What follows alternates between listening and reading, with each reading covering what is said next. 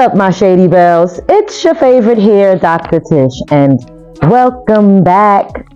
Welcome back, welcome back, welcome back. Welcome back, guys.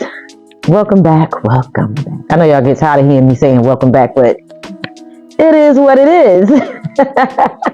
Anyway, on today's video, I'm going to be interviewing a salon owner, and in fact, this is going to be a series of videos that I'm going to be doing with different salon owners. I'm going to be going around Charlotte, interviewing different salon owners. I may even do some in New York City as well, but we're going to start off with doing the salon owners in Charlotte. But today I'm actually in Rock Hill, South Carolina, which is a city right outside of Charlotte. I'm going to dive right into everything about her and her business.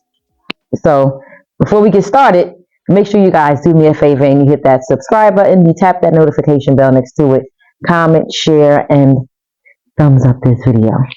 All right, so I am back, guys, and I am back with Carissa Butler, mother of two, salon owner and home owner. Girl, how do you do it all? How do you do it all?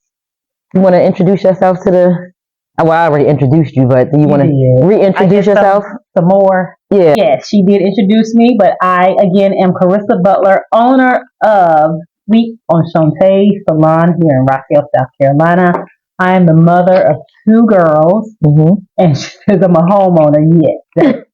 Yeah, when you're trying to run two places, I'm the manager of two different places, a household and a salon. Yeah, so as I was saying, how do you do it all?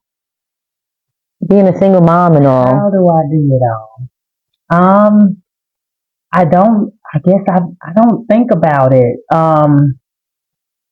It's a lot. It's a lot. I have to wear many hats. A lot of it is scheduling appropriately, being careful with your scheduling, learning what your home needs, like your children need, what my children's needs, and balancing that with the salon through great scheduling. So a lot of time management. So do you actually write out your schedule for the week or the day, or you just kind of wing it? Google Calendar. I cannot wing it. Yeah. And if I don't put it on the schedule, I will forget about it. Yeah. Put this on the schedule today. Yeah. Me too, because I'll forget about it too. I will forget about it if I don't put it. I have to put it on the schedule. Right. So Sweet Enchante, tell us where that name came from. Okay, Enchante. That actually came. So Sweet came from before I got a storefront salon. I actually had a suite. So I'm like, okay, cute. And then I have an obsession with Paris. And all things French. So there we go. And Enchante in French means enchanted, but mine is spelled using my middle name, which is Chante. That came together so perfectly. The fact that Enchante is actually a French word, and then your middle name is Chante. Yep. How about you guys? This is actually my cousin. And I found out that her middle name was Chante maybe like last year. That is crazy. So, as you all know, I'm a cosmetologist as well. I used to be a salon owner, and I knew that I wanted to be a licensed cosmetologist, a hairstylist. But at the time when I was thinking about it, I knew that I wanted to grow up and be a beautician. That's what we called it back in the days, right? Yeah, your beauty goes call Letitia your beautician. Right. And I knew that I wanted to do that since I was her baby girl's age, like 5 or 6 years old. So my question to you, Carissa, is take me back to when you knew you wanted to be a stylist. It definitely wasn't in school. No? No. I wanted to be, it was a host of things. So when I was 5, I wanted to be an artist. And you still are? But yeah, I guess it is the same thing. And then when I turned, I'm going to say maybe 7 or 8, whenever Oprah came on the scene is when I was convinced I wanted to be a journalist. Okay. And then that turned into being an architect. Wow, you have many different. Yeah, because Carissa explains it all, and I'm telling my age. On that show, I think her parents were architects, and then the Brady Bunch, she was an architect, and I got but it was still art related. So I went to school for civil engineering. And I was gonna further my education, but I wanted to take a break. I went to hair school for something to fall back on, for a trade to fall back on, because I've always done my own hair. I've always loved makeup. Yeah. So in high school, I did my makeup. I would do my own hair in between my aunt doing it. And I just said, okay, let me just try it. Never did anybody else's hair. Just really? my hair. Yeah. And went to school, and I said, okay, forget the other stuff. I'm just going to do this. So while you were in school for, you said, you was working in engineering? What did you say? No, I never. I went to school for engineering. Went to school for engineering. And I was gonna try to make a decision to whether just go ahead and stick with the civil engineering path or the architecture path. And I took a break because I was sick of school, to be honest. And then you enrolled into hair school. And I enrolled in the hair school for something to fall back on. Got it. It didn't work out of fear. Right. A black woman in that field was not well known. Got you. Okay. And I fell in love with it. Right. So it became a passion. It wasn't a passion. Yeah, it was a passion for me to do me. Right. Right. But not a passion to do everybody else. And I was like, okay, that's pretty cool. And I'm good at this, and I can do it. Yeah. And I was like, you make your own hours, and all of that good stuff. Okay. Interesting. I didn't know that. Another thing I didn't know about you. So I'm learning more things about you today. Right. Okay. So one other, the other question I have for you is, tell everybody, how long have you had your salon so far? My actual salon. Storefront. Yeah. How long have you had? Storefront salon, 3 years. So about 3 years. So prior to having the storefront, you mentioned you had a suite. I had a suite. So I did a suite for about 4 years. Okay. So what inspired you to want to open up a storefront? It fell into my lap. Okay. So with my last suite, COVID happened, and it got to a point where it was getting pretty hard for me to make my, I guess, rent. And I was just on the verge of just trying to say this, break the lease. Yeah. And go, because the I guess the manager or the landlord was not trying to work with us. He gave us some time, but he was not trying to work with us at all. So everybody was kind of falling out of there like hotcakes anyway. And just went to him and let him know, like, this is what's happening, and just thinking that they would offer the time, because I paid like before, like good, like I was ahead in my payment, but I knew that was gonna kind of deplete. So just, I guess, kind of letting them know, like, hey, it's getting pretty hard. Do you have anything? Can you work with me? Right. But they did not. They didn't offer anything, and I don't know if I need to be a little bit more blunt and say, look now. Right. Pretty soon I ain't gonna have your money. Right. So anyway, I was just like, I would have been fine with, I was on the verge of just working on somebody's salon floor. Right. And so anyway, someone said that someone came into their shop and was looking for somebody to buy them out of their lease. And they said they knew someone, and they gave me the information, and it was all she wrote from there. And it was affordable. It was actually less than what I was paying for a room, for a suite. Yeah, including the. So you couldn't pass that up. Deal. No, you couldn't pass that up. That's amazing, because during COVID I had my salon, and my landlord was very, very understanding during that time. During the whole 100 days that we were closed, I didn't have to pay rent at all. I didn't have to pay rent. So it's unfortunate that some landlords just weren't. A month. Mm. And he put it on the back of the lease, which, I mean, that's fine. Mm-hmm. That's fine. I mean, get it. Okay. Yeah. We'll figure it out later. But Okay. Well, that's interesting. mm-hmm. So, have you ever wanted to give up? And if so, tell me what that felt like and when was that?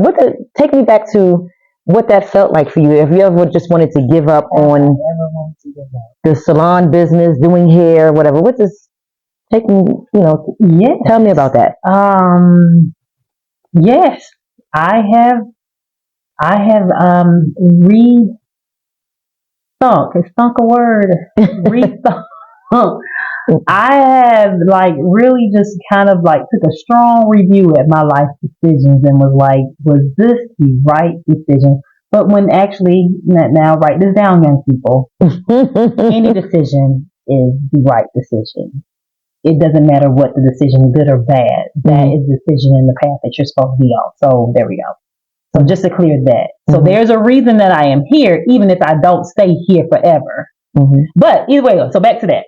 Yes, no matter how much I love doing hair, there are times, and in fact, during COVID was one of those times that I wanted to just end this all and give up on this whole thing. Yeah. Just I think it's more. It's not even the doing hair thing that gets tiresome. It's the entrepreneurship that gets tiresome. Yeah. And you kind of want that. Hey, I know that I'm going to be paid on Monday. Right. It's not. People look at business owners and think that they got it all together, or it's so lucrative, or whatever the case may be. But what people don't realize is that being an entrepreneur is not easy. And what I learned from being an entrepreneur when I had my salon was that all I did was create a job for myself. I created a job, and I told myself that I'm not going to open up another business or another brick and mortar unless I am able to create a situation where I don't necessarily have to be there for the business to make money. Because, like I said, when I had my salon, I just created a job. I just opened up a job for me. I didn't have any freedom, no physical freedom, no financial freedom. It was a lot. So I'm okay. When I closed the salon, a lot of people was like, "Oh my God, I'm so sorry to hear that," and I was like, "I'm not." I felt free. So I would probably, if that was to happen, which I don't foresee that happening. Most of the time, when I battle with that or whatever, I'm like, first you're just going through a phase and it's gonna go away, right? Until it just don't go away, and then you just do it. You gotta do what you gotta do. But yeah, we have to, and I think people don't understand. I have to be in marketing. And the thing is, they're like, okay, you can hire people for this, but I got to get to a point where I can hire people for this. Right. To pay those people. So I am the marketing department, the accounting department. I am the manager of the salon. Yeah, the towel washer, the QuickBooks, the cleaner, the cleanup crew. I'm the stylist. I'm the stylist. And then I have to do the therapist. I'm the therapist. And I have to turn around and do all of that at home. Yeah. So when I'm at home, I am the secretary. So we're having to take down appointments at the same time doing everything else and making sure the lights stay on. Yeah. Yeah. So it's nothing. When you're an entrepreneur, it doesn't stop. And everybody glorifies being an entrepreneur and not answering to anyone. But some days I think answering to someone might be a little bit better because I won't have to think for myself. But at the same time, when you sit back and you look at what you've done, and you like, well, I did this. I do this. Yes. I do this. Wow. And even if you rent a booth, it's the same thing. Same thing. You are taking care of yourself. She put it well when you said that I employ myself. So my company, mine, employs me. Like I give myself a paycheck. And that's amazing. Yep. So Carissa, what do you specialize in? I specialize in We call them blowouts or thermal Silk press. presses, silk presses, whatever you call it. Those color balayage, microlink, and traditional installs. Okay. So you have a number of specialties. What about the other stylists in your salon? How many other stylists do you have working here? I have 3 other stylists, and they do a variety of things. I have one, she does U-part wigs and sew-ins, and also thermal presses.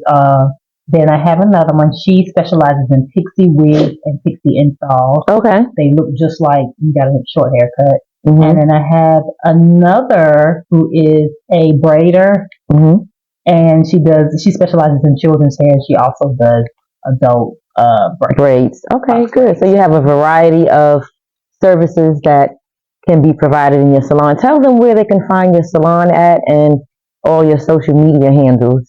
Okay, all my social media handles. Well, we're going to start with the salon. We are located in Rockville, South Carolina on 1371 East Main Street. You can book us at in our Instagram is Sweet Enchante. And I'll write the name. Okay, in the description below. Okay, Sweet Enchante, and that's for the salon. So that's for everybody in the salon. So basically, there's contact information for everybody in the salon, depending on the style, the service that you want. Okay. But my personal handle it's me, Rissa B. Okay. So you can get in touch with me, or just go on to see what I specialize in, where you can really see specifically what I specialize in. Okay. And what about TikTok, or do you have? I don't have a TikTok for your business. For my business. Okay. What about Facebook? Is that Facebook? Facebook would be it's me. No, Facebook would be it's me, Rissa B. Okay. And also, Shante. Okay. Well, that's good. Well, guys, that's it for today. I just wanted to introduce you to another stylist outside of myself. I know that, like I said, you guys know I'm a licensed cosmetologist, and this channel is a variety of things, but I want to keep it with hair, for, I wouldn't say the bulk of the content, but I definitely want to bring more hair related content to you guys. And I thought this would be a good idea to do interviews with fellow stylists in the Charlotte and the Rock Hill area. So again, that's going to be it for this video. A little birdie is sneezing in the background, y'all.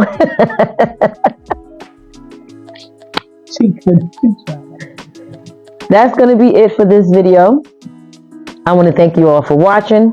And Carissa, thank you so much for taking the time. Thank you. To come on here and just talk with me today. Thank you. I tried my best. I tried my best to make this more of a conversation than an interview. I hope I executed. You did. You did okay, good. You did good. Wonderful. Well, anyway, I want you to do my outro with me. Oh, okay. So my outro, it goes, remember, hair is your glory. Okay. So until next time, remember hair is your glory. Peace.